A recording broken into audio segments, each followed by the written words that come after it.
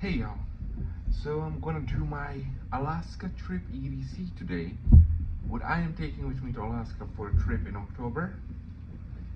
So my main thing that I wanna bring is my flare gun. The reason for that is signaling device, possibly defense from a bear, of course, and also I can start a fire if my fire rod right here won't work for some reason, or I lose that one. I got one chance of starting a fire. Okay, if I end up in a bad situation, get lost or anything like that, I can signal for help.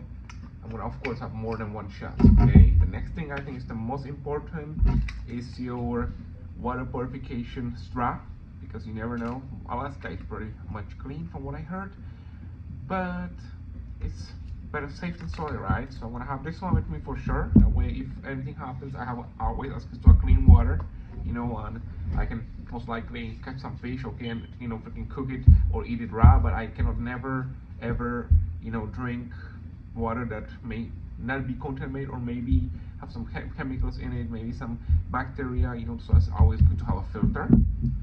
When it comes to knife choices, I will not carry something like this because that just is useless when you're gonna be somewhere where there's everything wants to eat you. You know what I mean?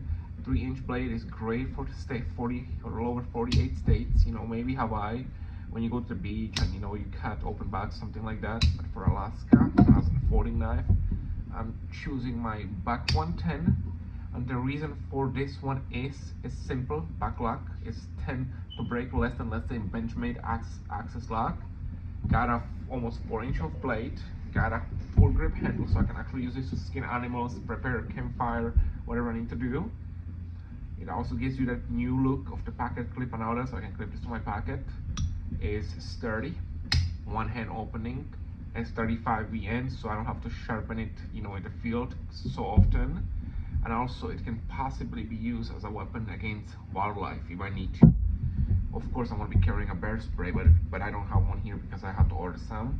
So I'm going to be carrying bear mace, whatever. But my most important is going to be a good rechargeable flashlight, because you may be days away from civilization in Alaska, of course, camping. So you want to have a good light, bright light. This is the ASP Triad. You got a clip too, because I like things that you clip. You can clip it to your pocket and you can carry this, and you can have signaling device as well.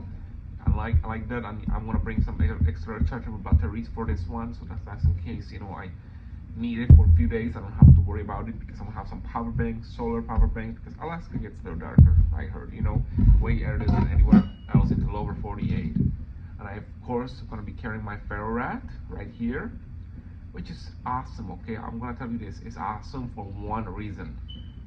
Lighters get wet, lighters get broken, right? This one's still gonna work no matter what. So you can still start a fire, and if that don't work out, just gonna drop it like that, put it next to the wood, and press the trigger, right? Why not? But I prefer to have one of these because they're actually decent. Okay, and I of course got a waterproof case. I want to bring this in. I just have to buy those shells when I get there, because you cannot bring it on a plane. You cannot bring flares on a plane. So I'm gonna buy some flares when I get there, but I'm gonna bring this one with me. So thanks for watching. This is my EDC for Alaska 2026.